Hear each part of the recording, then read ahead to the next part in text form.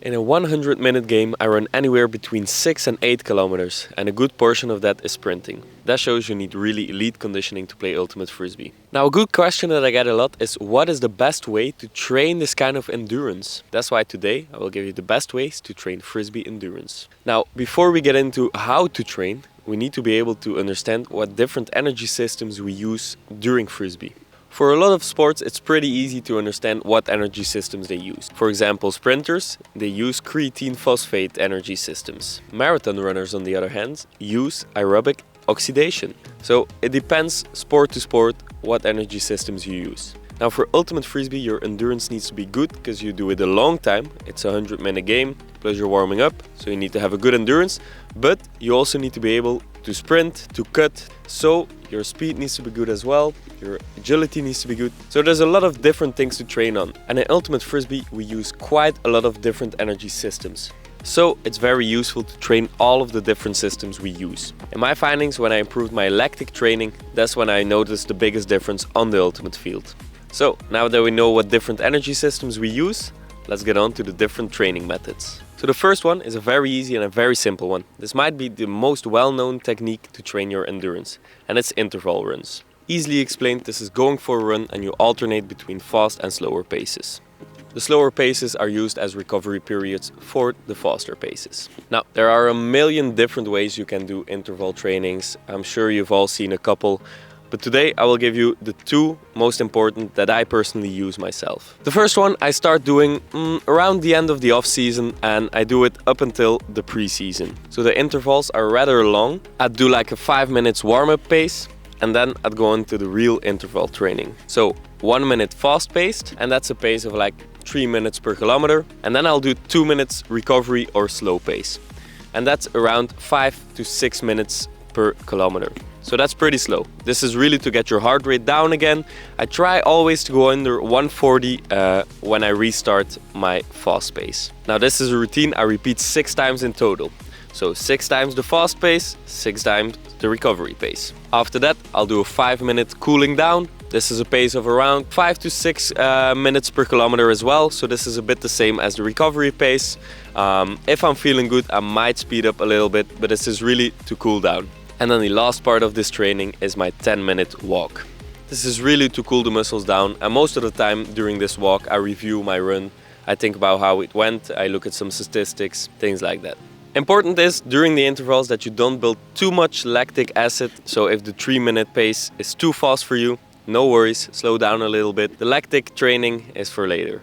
So when I get closer to the season, so probably during the pre-season, I do shorter intervals. Another example of a shorter interval I do during this pre-season, I'd warm up again 5 minutes.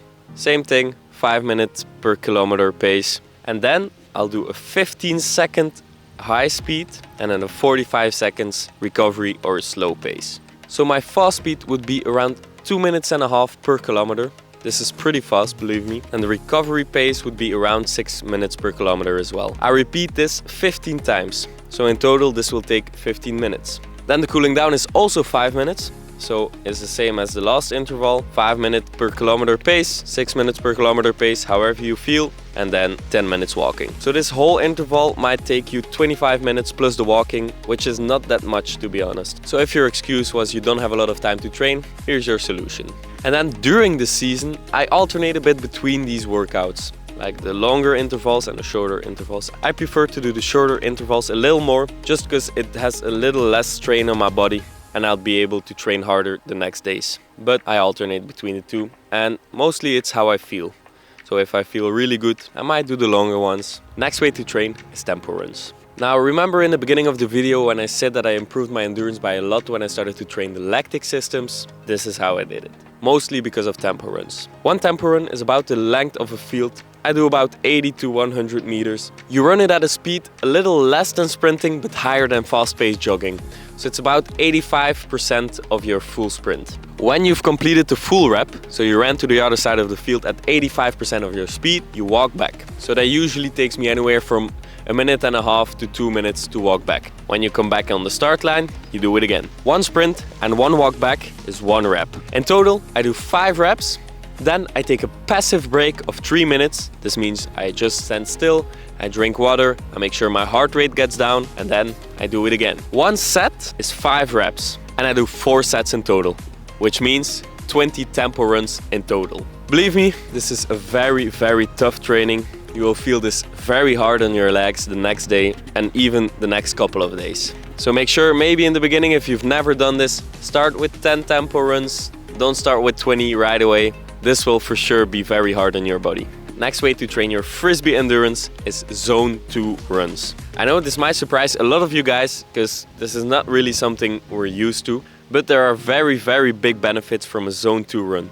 First of all, what is a zone 2 run? It's not a very long run. I just do it about 30 minutes in my zone 2. So that's about 110 to 140 BPMs per minute. Let me tell you, the first time you will do a zone 2 run, this will feel very, very slow. You will be surprised how fast your heartbeat goes up.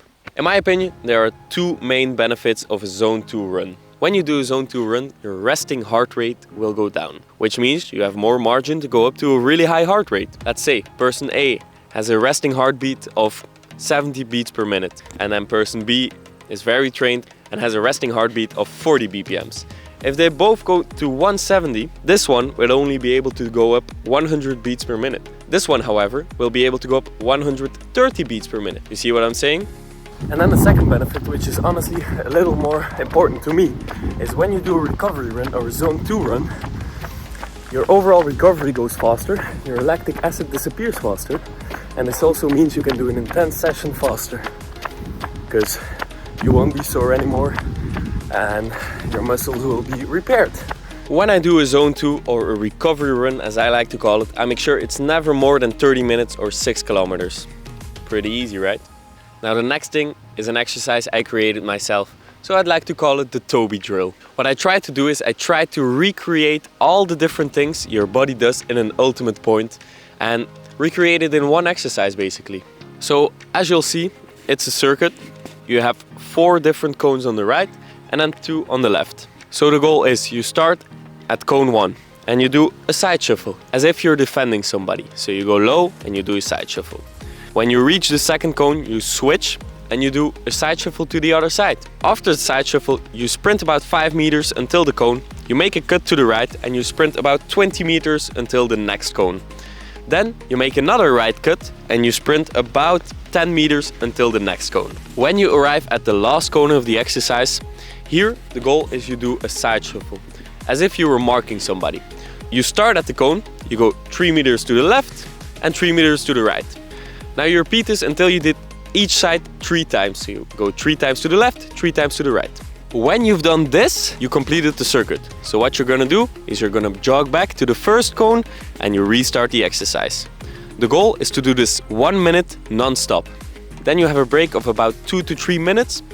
I like to do it until my heartbeat is under 120 and then I restart again. I do 10 reps in total. So basically this is only 10 minutes of activity in this whole training, which is pretty crazy to be honest, because I can assure you this will really train you very well. Voila, now you know how I train my endurance and you know also how you can train yours now. I hope this was helpful for you guys. Be sure to like and subscribe for more ultimate content because we're really growing a lot. I'm starting to get more active on this platform, which I really do like. And be sure to give me some feedback in the comments or in my DMs. Thank you so much guys. Enjoy the rest of your day and see y'all in the next one.